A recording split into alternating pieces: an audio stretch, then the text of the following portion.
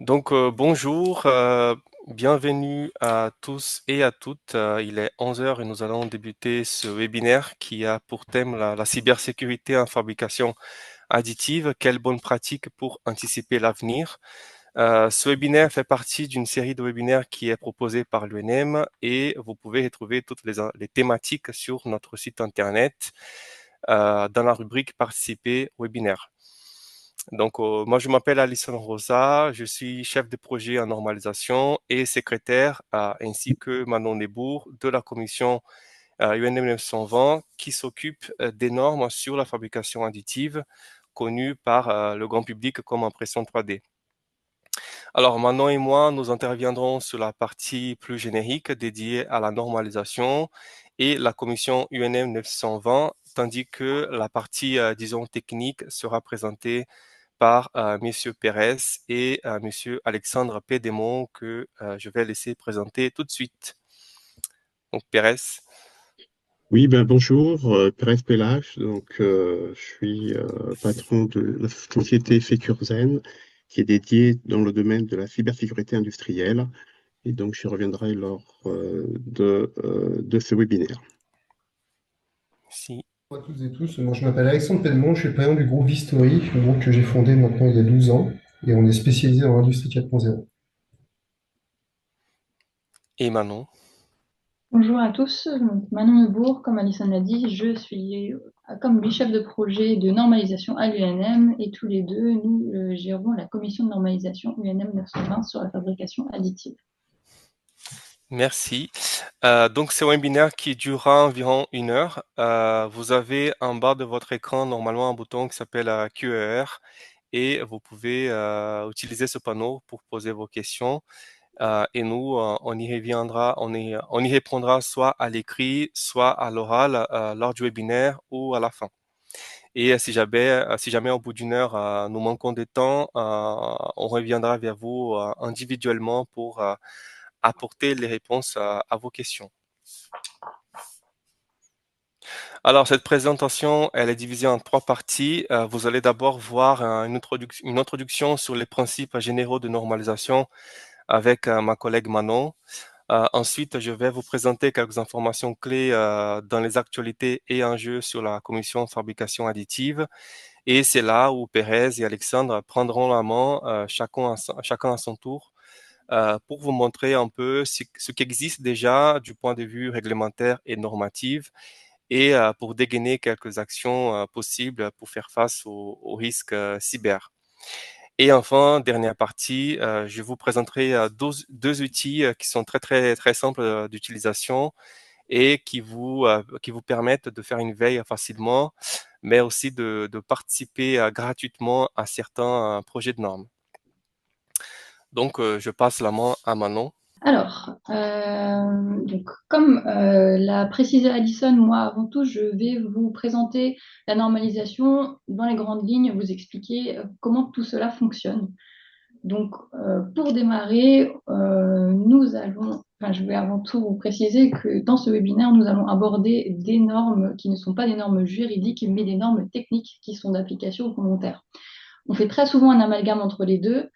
Lorsque l'on parle d'application volontaire, on fait référence à des normes juridiques, par exemple des décrets, des lois, des arrêtés, etc. À l'UNM, nous travaillons sur des normes techniques qui sont presque toutes d'application volontaire. En France, nous avons environ 34 600 normes volontaires, dont seulement 1% sont rendues d'application obligatoire, c'est-à-dire qu'elles sont citées directement dans des normes juridiques. Alors, comment fonctionne la normalisation? Vous utilisez parfois ces référentiels sans vraiment savoir comment ils sont élaborés. C'est tout à fait normal. Donc, on va vous expliquer très rapidement comment ça fonctionne. La normalisation volontaire repose sur plusieurs principes. Avant tout, elle repose sur le principe d'application volontaire. Les normes sont faites par les parties prenantes pour les parties prenantes. Les personnes qui participent aux commissions de normalisation sont des experts techniques qui nous font remonter leurs besoins et créent ou modifient les normes existantes dans l'idée de les utiliser toujours de façon volontaire. L'élaboration de ces normes repose également sur un principe d'ouverture. Les parties prenantes des commissions de normalisation sont des experts qui sont des fabricants, des utilisateurs, des pouvoirs publics, etc.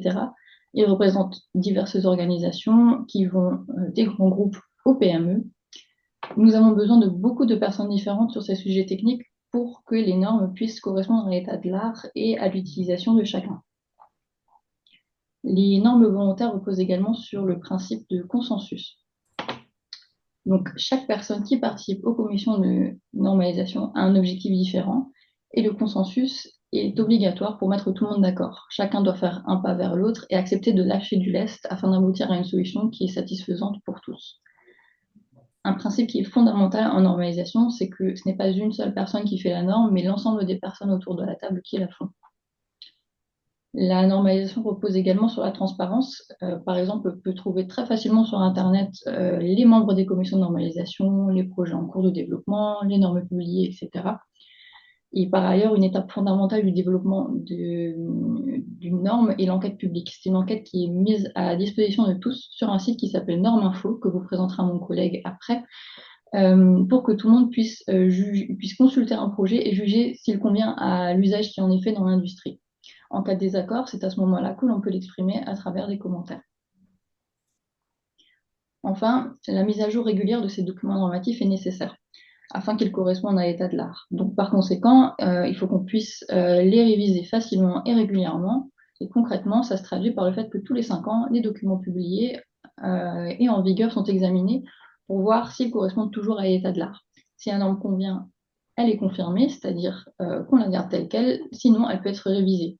Au besoin, on peut également réviser une norme avant ces 5 ans sur la proposition d'un expert d'un pays. Et cette proposition, elle aussi, doit faire l'objet d'un consensus. Alors, la normalisation dans le monde. Au niveau mondial, la normalisation se développe sur 3 niveaux. Donc, au niveau national, la publication des normes en France est gérée par l'AFNOR, l'Association française de normalisation, qui délègue ses pouvoirs à d'autres bureaux de normalisation sectoriels, comme nous à l'UNM. L'AFNOR interagit également à 2 autres niveaux, au niveau international avec l'ISO-IEC et au niveau européen avec le CEN-CNELAC. Au niveau français, donc l'AFNOR s'occupe d'un très grand nombre de sujets, mais elle délègue des sujets spécifiques, thématiques, à des bureaux de normalisation sectoriels, comme nous à l'UNM. Nous nous occupons des industries mécaniques, mais aussi du caoutchouc, de l'acier, de la fonderie et du soudage. Et il existe d'autres bureaux de normalisation sectoriels, comme le BNA pour l'automobile, le BNAE pour l'aéronautique, le BNG pour le gaz, etc. Chaque bureau de normalisation abrite des commissions sur des sujets spécifiques. Par exemple, à l'UNM, nous avons environ 120 commissions de normalisation. Et dans ces commissions sont réunis des fabricants, des utilisateurs, des autorités réglementaires, des supports techniques, des évaluateurs, etc. Ils représentent toutes les parties prenantes au sein d'un sujet technique pour aboutir à une norme qui reflète au maximum l'état de l'art. Il y a une sorte de complémentarité entre ces personnes, donc les experts techniques qui apportent le fond technique de la norme et qui sont ceux qui sont destinés à les utiliser. Et d'autre part, nous à l'UNM, qui sommes les experts du système de normalisation, nous sommes là pour maîtriser les règles de normalisation et pour accompagner les experts français afin de les aider à définir leur stratégie pour atteindre le consensus et éventuellement ensuite les aider à déployer cette stratégie française au niveau européen et international. Il y a plusieurs raisons qui poussent les experts à participer en normalisation. Donc avant tout, il y a des experts qui viennent pour faire de la veille. En participant aux travaux de normalisation, on peut se tenir au courant des travaux qui débutent, de l'évolution des projets en cours, mais on a également accès aux travaux avant leur inscription officielle et aussi aux normes publiées dans le domaine de la commission pendant 3 mois suite à leur publication. Cela permet de garder un œil sur l'état de l'art technique mondial, d'anticiper les changements et d'adapter ses processus et ses produits en amont et ainsi être prêt avant tout le monde. Garder un œil sur ce qui se fait permet également de détecter les nouvelles technologies et donc d'innover. En effet, dans les commissions de normalisation, on peut avoir des discussions qui n'appartiennent pas au domaine commercial. C'est un endroit neutre où on peut avoir des discussions avec ses concurrents et même de potentiels clients. C'est un endroit qui est vraiment propice au développement de son réseau. Et enfin, l'aspect qui est peut-être plus important de la normalisation, c'est qu'en participant aux commissions, vous pouvez influencer directement le contenu des normes. Votre avis est pris en compte, que vous soyez une PME ou un grand groupe, votre voix compte de la même manière. Il est également possible pour vous de proposer des projets de normes qui sont inspirés de votre savoir-faire interne pour faire en sorte que votre façon devienne la référence.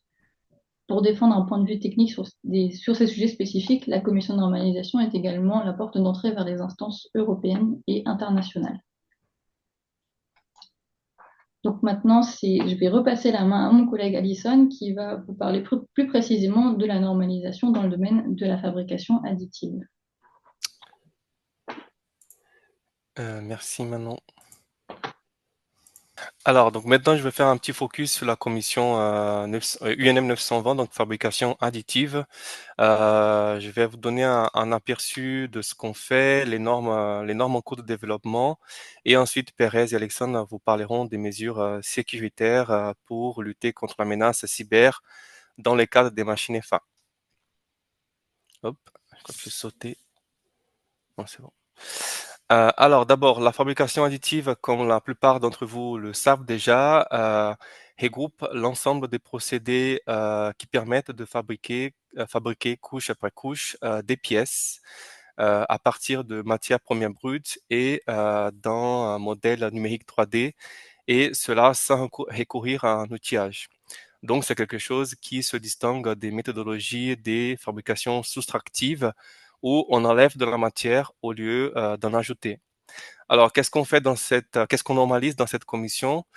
Principalement tout ce qui relève des procédés de fabrication additive, la fusion laser étant le premier, par exemple pour les structures lattices dans le domaine médical, ou bien pour alléger le poids des pièces dans les avions. On normalise aussi d'autres procédés comme le DED, le binder jetting qui commence à apparaître. Vous avez par exemple dans cette image un médaillon en acier inoxydable qui a été imprimé pour intégrer le pommeau du levier de vitesse d'une voiture Cadillac. Et c'est une image qu'on retrouve justement dans un projet de normes sur l'OMBJ. À côté de ça, on fait des normes sur tout ce qui est les principes de qualification, les défauts de pièces. Par exemple, ici, sur l'acier 316L, c'est une illustration qu'on retrouve dans un projet français piloté par le CETIM et qui va être bientôt publié en France. Nous faisons aussi des normes sur la fabrication additive polymère. On a un projet en ce moment avec Safran sur les aspects HSE, et finalement aussi des normes sur la sécurité des machines FA. D'ailleurs, l'ISO vient de publier un standard à initiative française avec ADAP, ISO ASTM 52938 partie 1. Et c'est la première norme FA qui sera harmonisée au niveau européen avec la réglementation machine. Donc voilà, après pour les secteurs d'application, on a l'aéronautique, Safran par exemple. La défense, on a Ariane Naval MBDA. L'énergie, on a EDF, Framatome, Air Liquide. Il y a aussi Renault dans l'automobile, E-Striker dans le domaine médical, sans compter les applications pour l'industrie en général. Alors, je continue. Alors, la commission 920, on compte actuellement 70 experts et on gère un parc d'à peu près 100 documents entre normes publiées et projets en cours. Alors, je ne vais pas rentrer dans le détail des instances de normalisation conçues à l'international. Il y a deux choses à retenir ici. C'est que d'un côté, la France, donc nous, l'UNM, on détient le secrétariat et la présidence ou animation de certains comités clés pour la fabrication additive. Donc, à niveau purement européen, on a le comité 438, c'est le premier que vous voyez. Et nous avons aussi un groupe de travail sur les appareils à pression, c'est le WG11. Et puis à l'ISO, tous les groupes de travail que vous voyez en gras. Et donc là, c'est la deuxième chose à retenir, c'est que tous ces groupes de travail, ce sont des JG, des joint groups entre l'ISO et les Américains, ici représentés par l'ASTM, le comité ASTM F42 sur les technologies de fabrication additive. Donc, ce qui veut dire que les normes de fabrication additive portent toutes un triple logo qu'on appelle EN-ISO/ASTM, qui est le fruit d'un accord de collaboration entre trois organismes différents, donc le CEN, l'ISO et la STM. Donc vous voyez bien, c'est grâce à cet accord qu'un projet français peut devenir, in fine, une norme internationale applicable aussi bien en Chine qu'aux États-Unis. Alors ici, juste pour vous donner un petit aperçu des normes et des projets à initiative française, donc on compte 5 normes publiées, dont la norme sur la sécurité des machines EFA, ISO ASTM 52938 partie 1, qui est destinée à donner présomption de conformité avec la directive machine et qui sera en France publiée prochainement.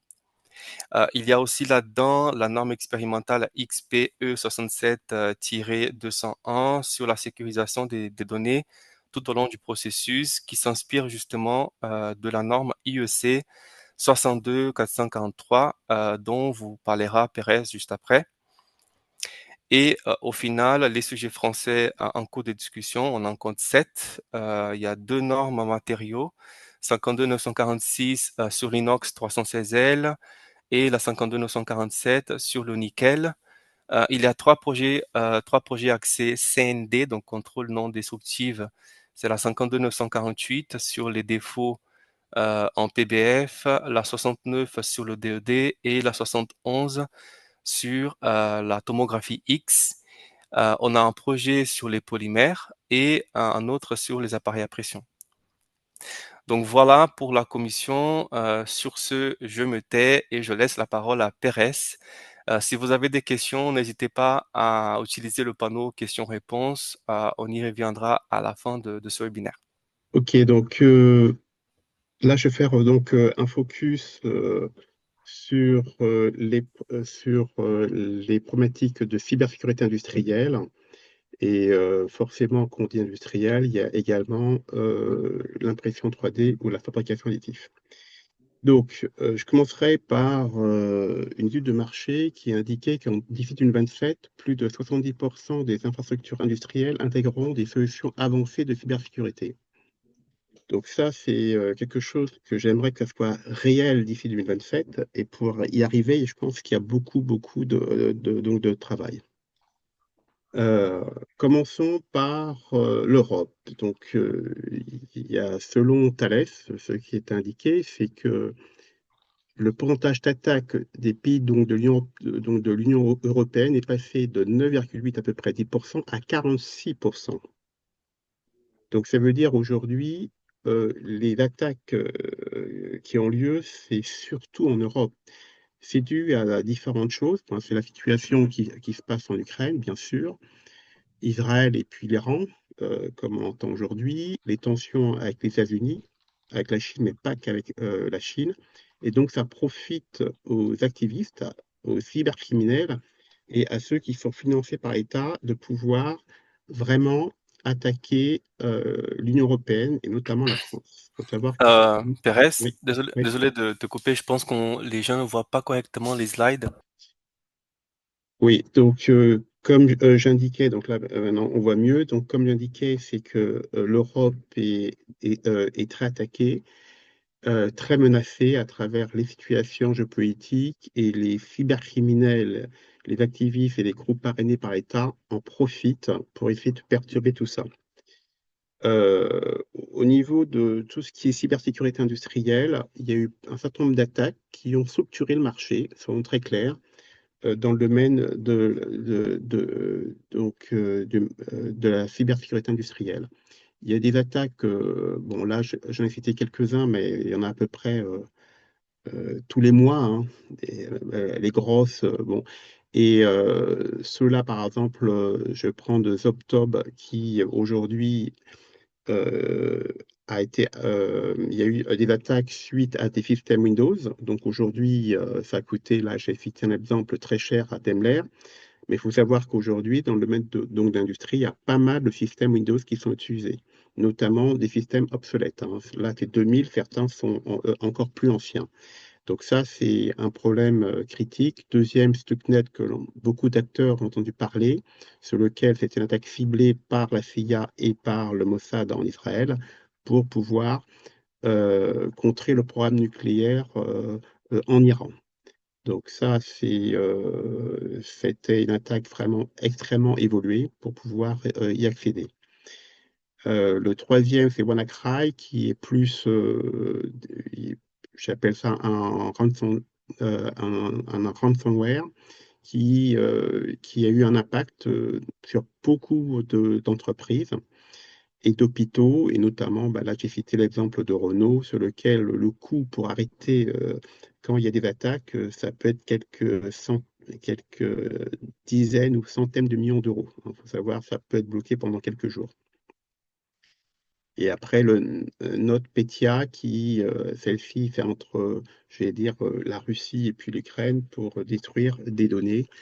Donc ça, c'était voilà. Donc il y a eu donc tous ces attaques-là en fait ont, euh, ça a permis en fait de pouvoir maturer sur ces attaques pour essayer de mieux définir des cibles pour protéger l'outil industriel. Ça, ce sont vraiment, j'allais dire, la base de ce qui se fait aujourd'hui. Dès qu'on définit des stratégies d'attaque, on regarde ce qui était fait avant parce que c'était certains, ces attaques très évoluées, d'autres, il y en a encore d'autres, hein, puisqu'il y en a d'autres qui ont été faits récemment.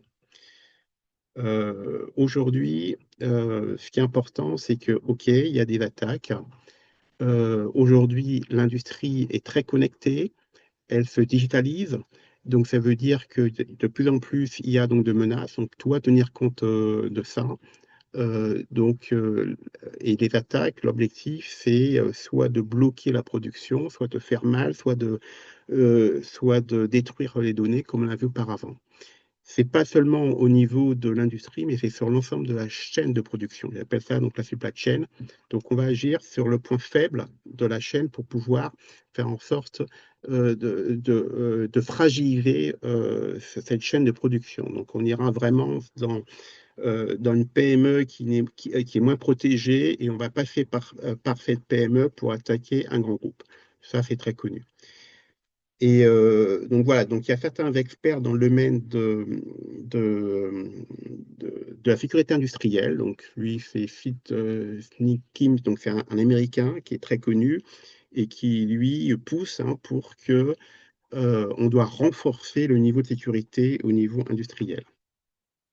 Donc, l'Union européenne a, je trouve, pour une fois, fait réveiller, hein. Je suis souvent très critique au niveau de l'Union européenne, mais là, je vois qu'elle s'est réveillée depuis un certain temps pour dire que maintenant, les systèmes industriels, on ne peut plus continuer à utiliser les équipements industriels sans avoir un minimum de protection. Donc, c'est pour ça que pourquoi? Parce que, comme j'ai indiqué auparavant, l'industrie se digitalise, se connecte, donc forcément, il y aura donc des cyberattaques, et donc ça va fragiliser l'économie européenne et les citoyens, puisque il peut avoir un impact sur l'emploi également. Et donc là, ils ont défini des normes qui sont strictes, hein, donc c'est soit des directives ou des règlements européens pour agir sur l'ensemble des systèmes industriels. Donc là, je vais uniquement dire quelques mots, ce n'est pas l'objet du webinaire d'aujourd'hui, de faire un focus sur ces règlements, ces obligations, mais c'est plus en parler des quelques lignes. Donc il y a Nice 2, on a entendu beaucoup parler, qui est applicable depuis octobre 2024, qui agit beaucoup plus sur les services, sur les systèmes critiques d'administration euh, ou OIV, ou voilà, sur lequel là, il faut vraiment protéger l'ensemble donc du système, notamment la partie sécuritaire. Et ça, sinon, il y aura donc des sanctions significatives, hein. Donc là, j'ai mis 2% du chiffre d'affaires ou 10 millions, ça peut dissuader certaines entreprises. Donc, c'est quelque chose qui est en cours. Il y a beaucoup d'acteurs qui se sont mis dans ce domaine. Donc, ça a un impact pas seulement sur l'industriel, mais l'ensemble de sa supply chain également, qui doit être conforme par rapport à ce que dit NIS 2. Il y a d'autres directives aussi ou règlements comme la Cyber Resilience Act qui est plus pour moi dédié pour tous les composants numériques qui peuvent être mis dans des équipements industriels, comme dans des machines d'impression 3D. S'il y a des éléments numériques, le Cyber Resilience Act a un impact. Et donc, ça veut dire que dans ces éléments numériques, on doit faire attention aux aspects cyber. Ça sera applicable d'ici 2027 avec différentes échéances. Et donc, il y a l'obligation de toujours mettre à jour son niveau de sécurité, puisque la sécurité, ce n'est pas quelque chose d'établi, elle évolue dans le temps, elle est vivante. Et donc, on doit aussi faire évoluer notre système. À un instant donné, je l'ai évalué, mais à un instant T plus 1, elle peut évoluer puisqu'il y a des nouvelles attaques. Donc, l'objectif, c'est de pouvoir faire en sorte qu'elle vive. D'autres règlements, donc le règlement machine qui est vraiment dédié pour les machines industrielles, donc notamment la partie fabrication additive, elle sera mise en vigueur le 20 janvier 2027, donc il reste moins d'un an et demi pour qu'elle soit pleinement applicable. Donc pour ça, ben, il faut que l'ensemble des machines puisse être à jour au niveau de la sécurité, de la conception de la machine. C'est pas seulement dire qu'elle est protégée, mais dès la conception, j'intègre la sécurité. Et puis pour qu'elle puisse être ben, certifiée et qu'elle puisse être conforme par rapport à ce que demande le marché.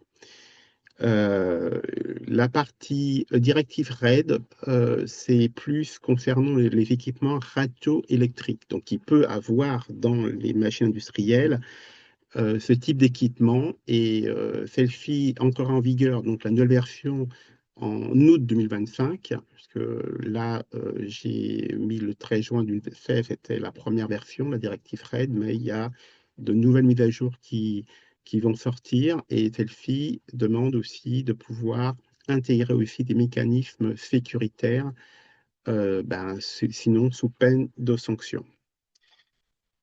Euh, Au niveau des normes, donc ce qu'on peut voir, c'est que il y a différents types de normes qui pourront être appliquées par rapport à ce que demande l'Union européenne en termes de directives et règlements. Donc, premièrement, bon, on parle beaucoup de IEC 62443, qui est une norme qui est dédiée pour les systèmes de contrôle industriel et qui permet de pouvoir avoir un référentiel quand on intègre des mécanismes cybersécurité dans le produit. Il y a les guides ANSI également. Donc en France, ben, on a un organisme d'État qui gère l'ensemble de la sécurité nationale et qui ont défini des guides pour les systèmes industriels pour accompagner l'industriel pour mettre à jour son parc.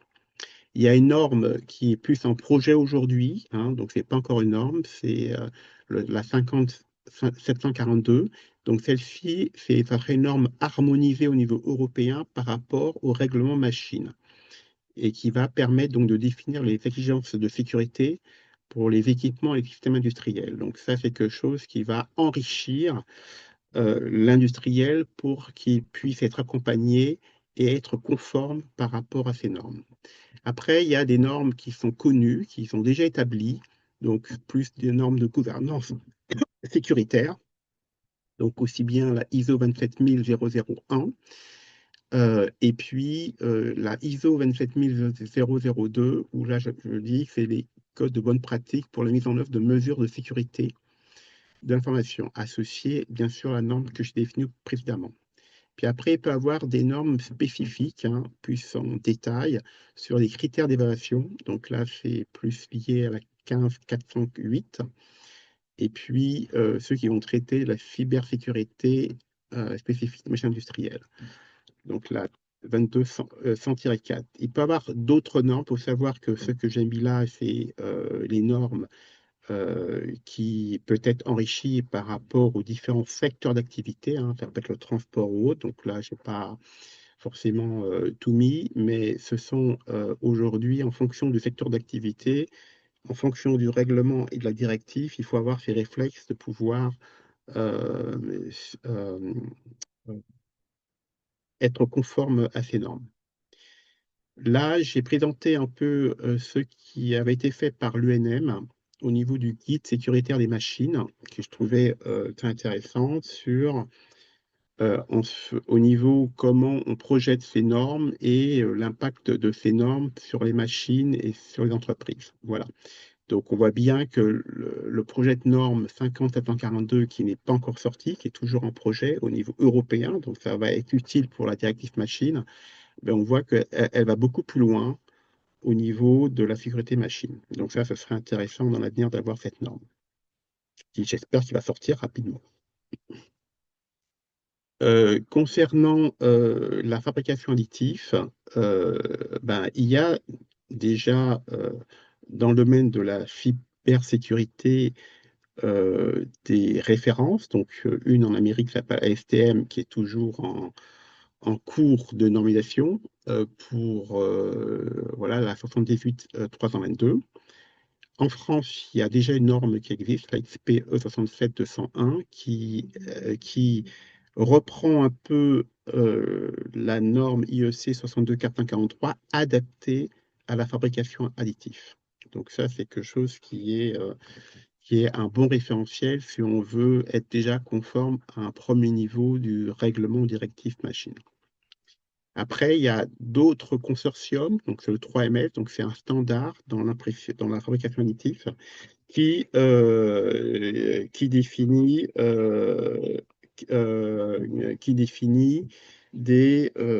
donc un format de fichier qui est envoyé aux machines, et dans ce format de fichier, ils intègrent aussi des fonctions de sécurité. Donc, par rapport à ce que j'indiquais, donc il y a au niveau des fabricants de machines des obligations définies par les règlements européens. Donc, oui, ils demandent d'assurer la conformité par rapport aux directives ou aux règlements que j'indiquais auparavant. Bien sûr, de mettre en place des mesures de sécurité. Donc, on peut s'inspirer de ce qui se fait soit en IEC ou soit la nouvelle norme qui va sortir. Il y a aussi, ben, il faut faire attention pour protéger tout ce qui est données sensibles, puisque derrière, donc le NIST, donc c'est un référentiel américain qui permet de pouvoir donner les moyens de bien protéger ça. Et puis après, ce qui est important aussi dans les règlements, ce qu'ils demandent, c'est vraiment qu'il y ait des évaluations régulières qui soient faites. Comme bien indiqué, hein, la sécurité, elle n'est pas figée, elle bouge dans le temps. Et donc, c'est pour ça qu'il faut apporter des réponses rapides par rapport à ça. Il y a des responsabilités techniques également. Donc, ça veut dire que dès le départ, il faut concevoir la machine avec des mécanismes sécuritaires dès le départ. Donc, forcément, les machines d'aujourd'hui n'ont pas forcément ça, mais les machines de demain devront intégrer, j'appelle ça la sécurité par design, dès la conception. Et puis après, ce qui est important, c'est que dans le cours de vie d'une machine, on peut identifier de nouvelles vulnérabilités. Elle doit rapidement être notifiée auprès de l'État, donc l'ANSSI, hein, c'est pas donc l'ANSSI, pour dire voilà, il y a de nouvelles vulnérabilités qui sont apparues, pour que ça puisse être mis à jour, puisqu'il y aura des sites, soit au niveau national ou européen, qui vont être mis à jour pour faire bénéficier l'ensemble du secteur industriel. Voilà, donc ça, donc l'objectif, c'est vraiment de changer notre manière de travailler dans le système industriel et de faire des choses de plus en plus continues et pas quelque chose donc, de statique dans le temps. Donc voilà, donc après, là, je vais faire un focus sur ma société, donc Securzen. Donc c'est bah, une société qui répond aux inquiétudes des industriels. L'objectif de cette société, c'est de pouvoir apporter une réponse sur les machines industrielles, de pouvoir noter, de dire, voilà, par rapport à une telle machine industrielle dans tel environnement, définir un cyber score, voilà, dire, voilà, elle a tel niveau donc de sécurité et donc unique, donc c'est un indicateur unique qui permet de connaître si j'ai confiance ou pas de produire avec ce type de machine. Deuxièmement, c'est aussi vérifier sa conformité par rapport aux normes européennes, donc par rapport aux normes techniques, et regarder les non-conformités pour essayer de pouvoir rassurer aussi l'industriel. Troisièmement, c'est également essayer de dire par rapport à une note, un diagnostic, on dit voilà, ben, savoir quel est mon coût pour mettre à jour mon parc de machines pour qu'il soit conforme aux objectifs définis ou figés par l'Union européenne. Donc ça c'est un élément qui est extrêmement important. Voilà, donc ça, voilà, Securzen se positionne sur ça pour répondre à la directive européenne et au règlement européen pour que l'ensemble des machines puissent avoir un niveau de sécurité acceptable en France et en Europe et que ce que j'indiquais, 70% des machines soient sécurisées. Ben voilà, il faut arriver à faire en sorte que ça avance. Après, il y a les bonnes pratiques en cybersécurité. Aujourd'hui, il faut savoir que on part donc de très loin dans le domaine de l'industrie. Il n'y a pas eu ce réflexe dès le départ de pouvoir protéger l'ensemble donc donc de l'environnement. Et donc là, l'idée, c'est de pouvoir, comme indiqué, avoir une gestion rigoureuse dans les accès. Aujourd'hui, il faut savoir que dans les automates, il y a des accès aux automates sans mot de passe, hein. Donc, ou des mots de passe par défaut, donc ça peut, ou même des mots de passe qui sont envoyés en clair, hein, donc dans le flux. Voilà. Pérez, Oui, oui, désolé de te couper, je fais un peu le maître du temps et si tu peux conclure dans une minute parce oui, qu'après pas il de y a souci. encore un... C'était l'avant-dernier slide, donc pas Alex, de souci. merci. Voilà. Donc voilà, donc là, c'est comme l'indiquait, donc c'est plus au niveau donc des gestions des accès, sur lequel il y a absence de contrôle d'accès pour certains. Deuxièmement, il faut, comme l'indiqué, mettre à jour régulièrement son environnement, ses logiciels, ses firmware, hein. Quand je vois qu'il y a du Windows 7 dans certains systèmes, c'est pas normal. Et enfin, avoir un système dit de surveillance, puisque la sécurité, c'est quelque chose qui est continu. Donc, on doit faire en sorte de, de, donc de, euh, donc de surveiller certaines menaces. En conclusion, ce que je pourrais dire, c'est que quatre choses, hein.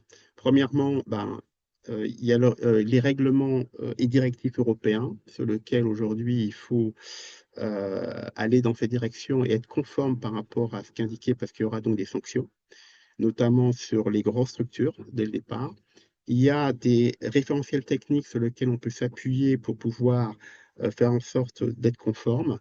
Deuxièmement, la sécurité, c'est pas une option, c'est une obligation pour les fabricants d'intégrer ça. La sécurité, comme indiqué, c'est multicouche, hein, c'est à chaque niveau, donc du réseau jusqu'au niveau applicatif. Et que derrière, l'objectif, c'est de s'appuyer sur cette recommandation et sur ces innovations technologiques pour être en France et en Europe un des leaders de demain. Voilà,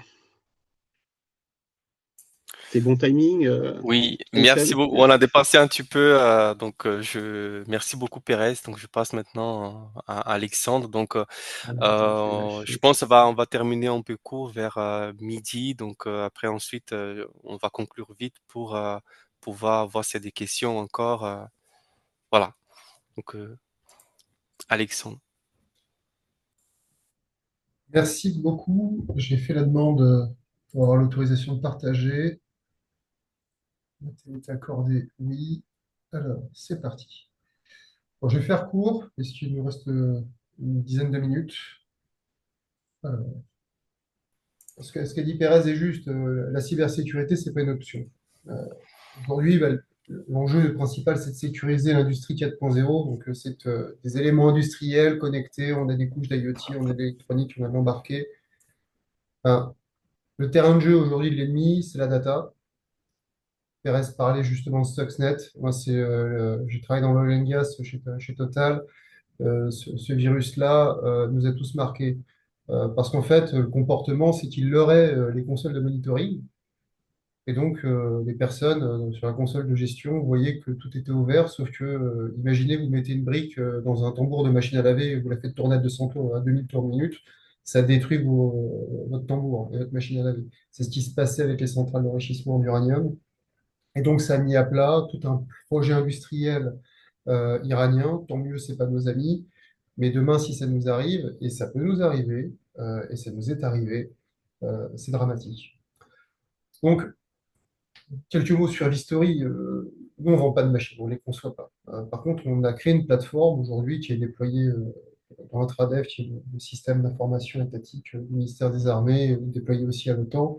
Une plateforme d'échange où, en fait, nous, à faire le lien entre des gens qui possèdent ce qu'on appelait des plans. C'est un mot valise dans lequel il y a en fait toute la gamme opératoire, les instructions machines. Donc, c'est vraiment de la propriété industrielle avec des machines qui sont à distance. On a des sous-traitants. Bah, le but du jeu avec cette industrie connectée, c'est de pouvoir sous-traiter de la production de manière plus simple, plus fluide. Mais ça ne peut pas se faire sans confiance. Et donc, le métier de l'history, c'est la confiance numérique. Et donc, on a une plateforme qui s'appelle Mainchain et qui est compatible avec ces standards. Voilà. En somme, on vient certifier, horodater, protéger. Euh, on a une traçabilité sans faille de tout ce qui s'est passé. C'est un registre bancaire et c'est immutable. Ça, c'est important. Et donc, c'est une preuve qui est opposable. Je vous fais un parallèle rapide. Si vous êtes de bonne foi, avec les impôts, c'est 10%, le redressement. Si vous êtes de mauvaise foi, c'est 40%. Donc, devant un juge, quand vous déléguez de la production à un tiers et que c'est un étrier de frein que malheureusement, il y a eu un accident, en fait, on va vous demander de prouver que tout ce qui s'est passé. Donc, on arrive avec le système de boîte noire qui vient rendre compte de ce qui s'est produit. Donc, vous avez votre bonne foi dans tous les cas qui est mise qui est garantie. Plaçons à la slide suivante. Pourquoi c'est important maintenant? On va avoir toute cette propriété intellectuelle, industrielle, ce qu'on appelle Technical Data Package. Ce fichier-là, imaginez que c'est un gros zip, une archive, et ben vous avez des risques de fuite, d'altération, de duplication.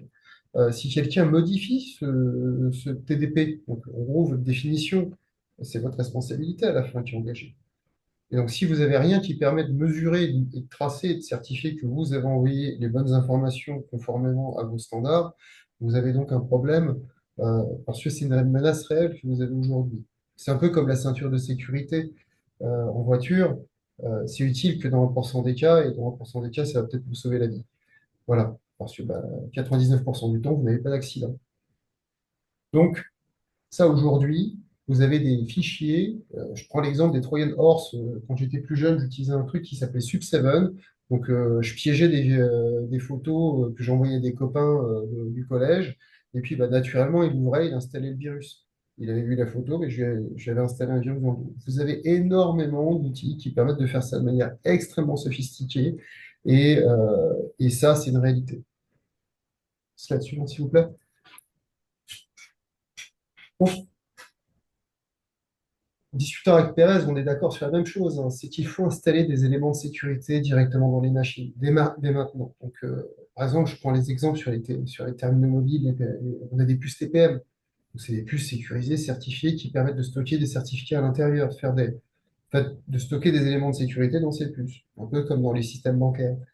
Euh, D'ailleurs, je fais un parallèle. Aujourd'hui, le secteur industriel est à des années-lumière en termes de cyber du secteur bancaire.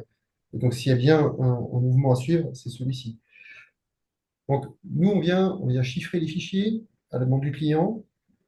On stocke ça dans un conteneur sécurisé, Zero Trust, donc, qui est validé par l'ANSSI, qui est notre gendarme de la cybersécurité. Et on vient loguer tous les événements. C'est ça qu'on fait. Et donc, comme on discute directement avec les machines des industriels, je parle d'imprimantes 3D telles que la société Adobe, HP, Renishaw, ou les françaises comme Cosmix. Je ne vais pas toutes les citer, il y en a plus d'une centaine. Euh, donc en fait, nous, le but du jeu, c'est directement de s'installer avec les éléments de sécurité dans le système et donc faire du end-to-end. L'intérêt aujourd'hui, c'est de privilégier du système Linux plutôt que du Windows. À les parts de marché, vous avez 75% des systèmes qui tournent sur Windows, où vous avez une exposition énorme à tout un tas d'attaquants qui peuvent se faire la main, apprendre. Beaucoup vont arriver, faire du pillage de données et les remonétiser. D'autres vont s'amuser à les détruire. Ça, aujourd'hui, c'est pénalement répréhensible, mais systématiquement, quand ils passent par des VPN et compagnie et différents rebonds, euh, on a énormément de mal à leur mettre la main, à mettre la main dessus. Et ça, vous n'avez pas d'autre moyen que de blinder votre système final parce que votre imprimante ou vos moyens industriels sont des hubs de données et donc il faut les sécuriser. D'ailleurs, il faut monétiser cette donnée-là aussi. Donc, vous avez tout intérêt à les protéger et les protéger de toute altération et de fuite. Slide suivante, s'il vous plaît.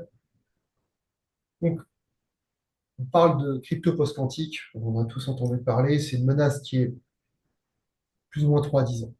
Ça va dépendre vraiment de ruptures technologiques avec des sociétés comme Alice et Bob en France, il y en a plein d'autres.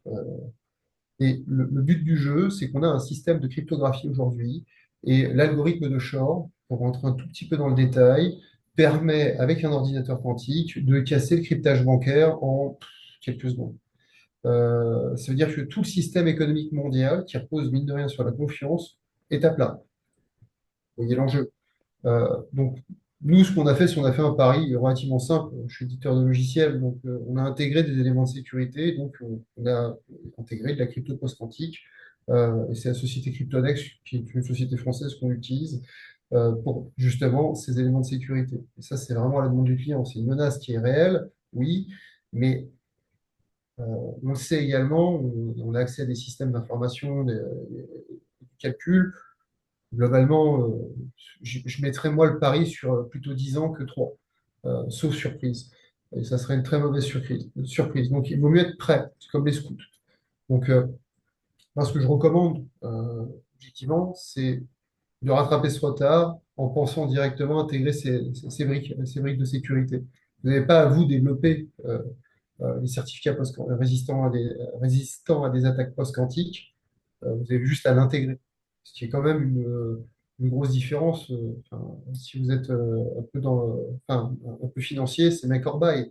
Donc, c'est plus coûteux de refaire de A à Z la chose que d'acheter et de l'intégrer. Voilà. Et pour ça, vous avez des sociétés de services qui existent, qui sont spécialisées dedans. On a pléthore, je ne vais pas en citer. Et donc, vous avez vraiment de quoi en fait, anticiper ces changements-là et dès aujourd'hui. Slide suivant, s'il vous plaît. Et ça sera la conclusion. Certification et call to action. Là, vous voyez une petite liste non exhaustive, parce que parler de la norme ISO 27001, c'est vaste. Là, vous avez des actions concrètes. Retirer en P1, retirer Windows de vos systèmes. Ça, on a vu des systèmes monolithiques avec du Windows 7 embarqué sur des imprimantes industrielles ou des systèmes industriels. C'est pas possible. C'est-à-dire que depuis la fin du support de Windows 7, vous avez tout un tas de vulnérabilités qui ont été détectées, qui sont connues, ça s'appelle des CVE, des Common Vulnerability Exposure. Elles sont référencées, et donc vous avez des failles qui ne sont plus du tout patchées. Donc si je détecte, je suis attaquant, que vous avez un système en Windows 7, je vais pouvoir essayer toutes les dernières vulnérabilités de trouver. Et donc, comme vous avez toujours une surface résiduelle de poste Windows 7 qui reste dans les entreprises, bah, c'est des portes d'entrée béantes pour pouvoir justement affecter un système. La petite histoire de Stuxnet, euh, c'est un virus qui a été déployé par clé USB. Donc, la vulnérabilité, 9 fois sur 10, elle est entre la chaise et le clavier.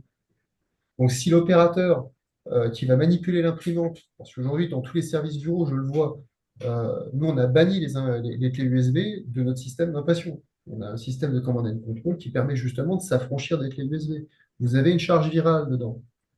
Si vous chiffrez cette charge virale, vous pouvez mettre cette clé USB dans 10 000 stations blanches, la charge virale ne sera pas vue. Par contre, l'opérateur, quand il va dézipper le fichier qui a été crypté, donc saisir la clé de décryptage, eh ben, il va libérer le virus à ce moment-là. Et là, vous ne pouvez plus rien faire. Il a passé directement vos frontières. Et là, vous avez un poste qui est en Windows 7, qui contrôle une imprimante avec des lasers qui font plus de 200 watts chacun. Et donc là, vous avez des risques humains, vous avez des risques d'éther, au final de malfaçon sur vos pièces, d'usurpation d'informations. Et pire encore, si vous faites du titane aluminium, c'est une fâcheuse tendance à exploser si vous ne faites pas de l'inertage de votre cuve. Donc naturellement, vous avez un vrai risque de sécurité. Donc, il ne faut pas prendre les choses à la légère là-dessus. Donc, vraiment, j'appelle ça de tous mes voeux, il faut virer Windows et les clés USB de tous les systèmes industriels. Donc, on parlait de Secure by Design, oui, avec des firmware signés. Donc, vous avez ici, et je pense que ces éléments de présentation pourront être diffusés, vous avez là une petite liste de recommandations et d'actions quick win à réaliser rapidement sur les systèmes industriels. Donc, aujourd'hui, l'enjeu numéro un de l'impression 3D, c'est de passer à la phase d'industrialisation. Et donc, moi, ce que j'appelle également avec tous les autres fabricants avec qui je travaille, c'est d'avoir des systèmes de production distribués. Pour pouvoir se faire, on doit intégrer des éléments de cybersécurité, donc établir une confiance numérique. Aujourd'hui, on a des labos où, quand on est un industriel de enfin, grande envergure, donc on va prendre un des primes comme MBDA, Safran ou encore un Thales, ils ont des capacités d'impression 3D chez eux, dans un espèce de shelter sécurisé, et donc c'est très bien. Dès lors que moi je suis service bureau, et là du coup, j'ai plus besoin d'avoir un shelter sécurisé. Enfin, si, mais je dois pouvoir échanger des données avec l'extérieur. C'est surtout ça. Bah, si je veux faire de l'impression distribuée, donc faire du time sharing sur mon imprimante 3D qui m'a coûté quelques millions d'euros, et donc gagner de l'argent avec cet outil industriel, alors il faut sécuriser les éléments dès le début et dès maintenant. Et donc là, on voit s'opérer un shift au niveau européen. Ça a été énormément poussé par le conflit russo-ukrainien euh, et, euh, et les différentes attaques avec la Corée du Nord, qui est quand même extrêmement dominante aujourd'hui sur la cyberguerre. Euh, Vous avez un repli d'échelle logistique et donc on réfléchit à faire autrement. Comment je peux me redoter d'une capacité de production? Donc l'impression 3D, ce n'est pas la solution à tout, c'est une solution. Ça permet de faire du low-cost, permet de faire de la régénération de matériel et donc ça permet aussi de réindustrialiser différemment. Donc on soit différemment aussi. Et donc c'est un outil de résilience et de souveraineté. Si on ne veut pas être attaqué, il faut sécuriser. Parce que bah, le but du jeu, c'est que si demain on arrive dans une économie dite de guerre, c'est-à-dire qu'on ne va pas parler de réquisition, mais il peut avoir des capacités, il peut être nécessaire d'avoir des capacités de débordement. Et donc qu'un Renault, au lieu de fabriquer des OE, fabrique autre chose, des châssis, ou que sais-je. Les services bureaux, les universités, les laboratoires qui ont des capacités d'impression industrielle puissent justement mettre à disposition ça. Euh, L'intérêt pour l'État français, je dirais pour l'Union européenne, c'est de ne pas avoir une logique capacitaire. Et donc, si on doit racheter les outils industriels, ça coûte une fortune, et au final, ça crée des dettes sur 50 ou 60 ans. Donc, la logique de l'économie de guerre, c'est pouvoir faire plutôt de l'OPEX, donc de l'industrie à service. Et donc, pour pouvoir faire ça, il faut vraiment en fait, sécuriser les systèmes. J'en ai terminé. Merci beaucoup, Alexandre. Je ne sais pas s'il y a des questions déjà à ce stade. Alors, je regarde dans le panneau. Il n'y en a pas. Alors, je vais essayer de conclure très très vite dans 1-2 minutes.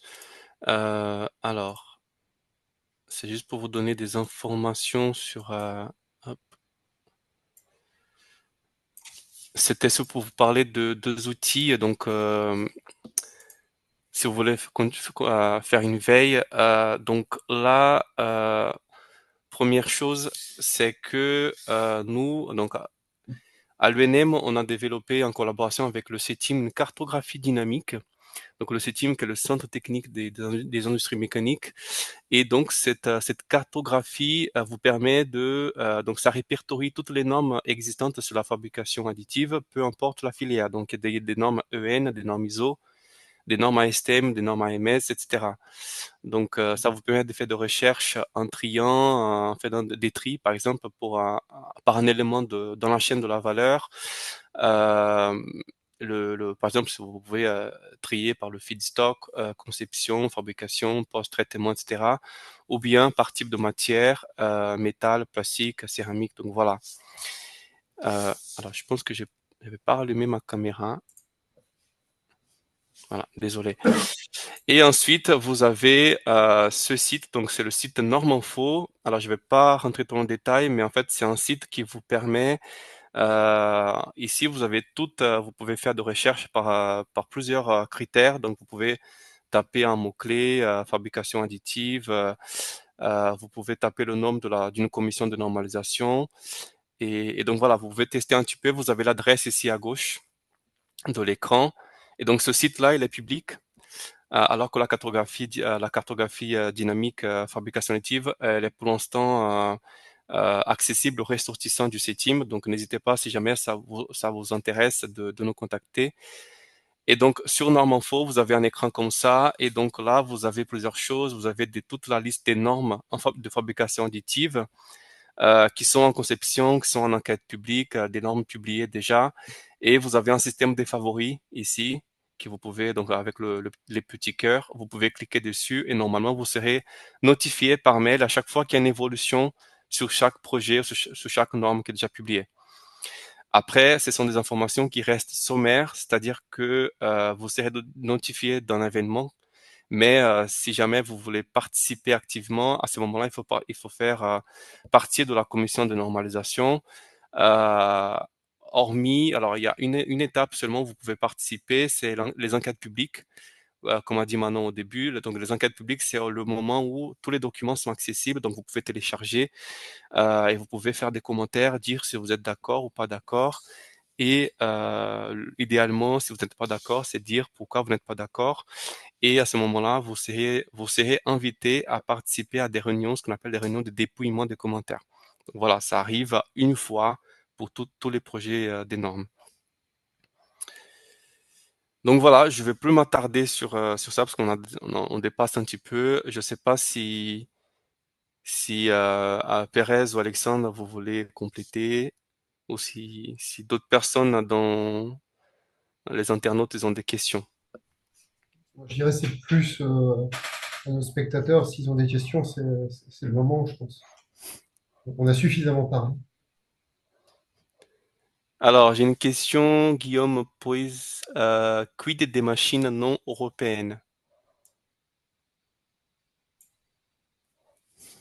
Alors, il y a des machines aujourd'hui américaines, par exemple, je pense à HP, sont d'ores et déjà compatibles avec un certain niveau de normes. Ils ont des systèmes qui existent et qui permettent de faire du remote printing ou de la production distribuée sécurisée. Néanmoins, vous êtes dans un écosystème full HP. Ça, c'est le piège du soft quand on travaille directement avec les fabricants. Vous avez Bamboo Lab aujourd'hui. Alors, on est sur un autre segment, cette fois-ci, on est sur le segment professionnel et limite grand public, où ils ont fait une mise à jour récemment de leur firmware, ce qui oblige en fait toutes les données à transiter directement sur leur cloud. Donc on connaît le gouvernement chinois, mais aussi le gouvernement américain, on a le Cloud Act en tête, le Patriot Act également, et rien n'empêche, au final, vous n'avez aucun contrôle sur votre data, puisque ça passe par ce tiers-là. Et donc, c'est stocké sur ces serveurs. Donc, tout le slicing, donc, qui est le processus qui va permettre de transformer le plan que vous avez, la définition, en instruction machine et en sortir la bonne pièce, tout ça, ça circule directement sur des serveurs dont vous ne maîtrisez rien. Donc, ma première recommandation, c'est de travailler plus avec des fabricants européens, euh, pas par chauvinisme, mais simplement par prudence. La deuxième chose, c'est de faire une veille sur, au final, la stack logicielle et leur licensing et la gouvernance de la donnée derrière. Parce que, au final, le pétrole du XXIe siècle, certes, certains vont dire c'est l'or blanc, donc c'est l'hydrogène. Moi, je dirais que c'est la donnée. Parce que c'est ça qui va permettre de faire gagner énormément d'argent ou en perdre. Donc, cette donnée-là, il faut la protéger. Donc, quelle est la gouvernance de la donnée derrière? Est-ce que la donnée, elle m'appartient ou est-ce qu'elle transite ou est-ce qu'elle est stockée? De la même manière qu'on se pose des questions avec le RGPD. Le RGPD régit et régule les données personnelles, les données de votre entreprise, et donc ISO 27000 vous apprend à le gérer. Et là, il faut le gérer au niveau atomique avec les machines. Donc, quand j'intègre, nous, côté Visteron, en France 2030, donc, on a un rôle un peu hybride, on est à la fois entre le hardware et le software. Euh, Parce que pour intégrer les machines, il faut bien que je les achète et que je les connecte. Donc, on a, dans notre France 2030, on achète des imprimantes. Certaines valent 1,5 million, d'autres 200 000 euros, 50. Donc, on a un énorme panel. Et ce que l'on fait à chaque fois, c'est qu'on va faire un audit juridique, la gouvernance de la data. C'est vraiment des questions qu'on se pose systématiquement et que je vous invite à vous poser. Vous avez mes coordonnées, mon contact, je suis disponible sur LinkedIn. Vous pouvez me contacter. Ça ne prendra pas beaucoup de temps. Je pourrais vous donner quelques recommandations. Et après, vous avez des sociétés de conseil comme celle de Pérez qui pourra aller beaucoup plus loin. Moi, ça sera quelques recommandations d'un patron qui a été un peu échaudé par le cloud. Voilà.